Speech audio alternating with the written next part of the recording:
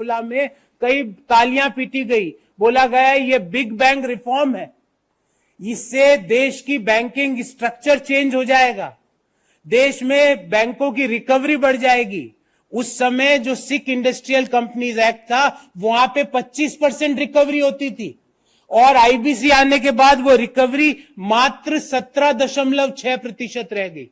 अर्थात जिस Sikh industrial companies act SICA जिसको हम कहते थे शॉर्ट में, जिस सिका को हटा के, जिस बाइफर को हटा के, board for industrial and financial reconstruction को हटा के आईबीसी को लाया गया, ये कह के ढोल नगाड़े पीट के कि ये बहुत बड़ा रिफॉर्म है, इससे बैंकों की रिकवरी पूरी बढ़ जाएगी।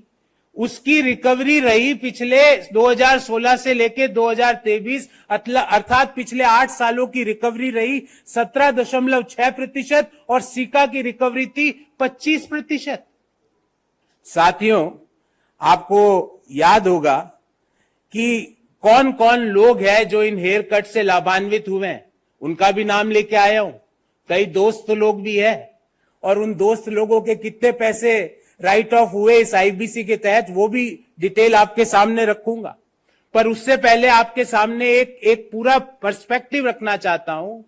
इंसॉल्वेंसी एंड बैंक्रप्सी कोड में कोई अगर यूनिट बैंकों को पैसा नहीं चुका पाती है तो जो उसके देनदार है, क्रेडिटर है, वो आईबीसी के तहत कार्रवाई स्टार्ट कर सकते हैं। आईबीसी 2 तरह की कार्रवाई करती है, या तो वो यूनिट को लिक्विडेट कर दे, उसको बंद कर दे, या उस यूनिट को फाइनेंशियली वायबल बनाने के लिए कोई रेजोल्यूशन पारित करे। 75% जो यूनिट आईबीसी में गए वो लिक्विडेट हो गई, स्क्रैप सेल्स हो गई।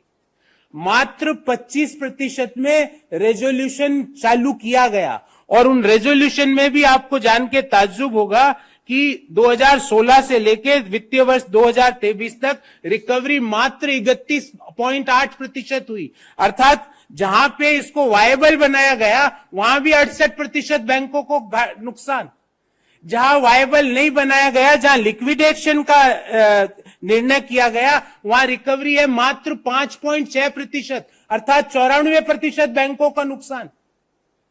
और अगर हम इन दोनों को मिला के ओवरऑल देखें तो ओवरऑल रिकवरी हुई है आईबीसी में मात्र 17.6% इन लास्ट 8 ईयर्स।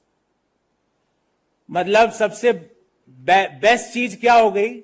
बैंकों से पैसा लो, डिफॉल्ट करो, डिफॉल्ट करने के बाद अब बैंक जाएगा आईबीसी में, 17.6% बैंक को वापस दे दो और खत्म, कुछ नहीं, आपका रफा दफा हेयर कट हो गया 84%। के अधिकांश लोग 2 जून की रोटी के लिए इधर उधर भागते हैं और आज 2 जून ही है,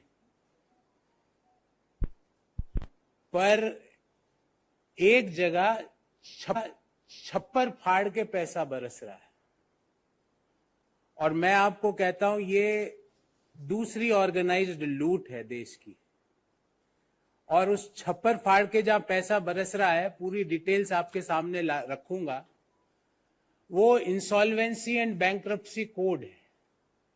देश में आपको जान के ताज्जुब होगा कि जब 2016 से लेके वित्तीय वर्ष 2023 तक जितने case insolvency and bankruptcy code में गए, और कौन जाता है इंसॉल्वेंसी एंड बैंक्रप्सी कोड में? जो यूनिट बैंकों को पैसा वापस नहीं कर पाती है जेन्युइन या कोई अन्य कारणों से, उनमें से मात्र 17.6% की रिकवरी हुई है। अर्थात जितने आईबीसी में केसेस गए उसमें से लगभग 83%, 83% पैसा राइट ऑफ हो गया, हेयर कट हो गया। ये ऑर्गेनाइज लूट नहीं है तो क्या है?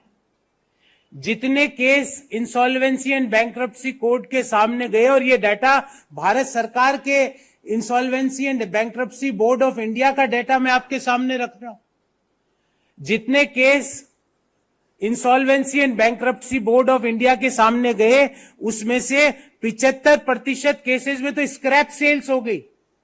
मतलब जो भंगार के भाव कंपनियां बिक गई और टोटल जितने केस गए उसमें से रिकवरी हुई 2016 से लेके वित्तीय वर्ष 2023 तक मात्र 17.6%, अर्थात 82.4% जो पब्लिक सेक्टर बैंकों का पैसा था, जो क्रेडिटर्स का पैसा था, जो अन्य बैंकों का पैसा था, जो फाइनेंशियल इंस्टीट्यूशंस का पैसा था, वो डूब गया।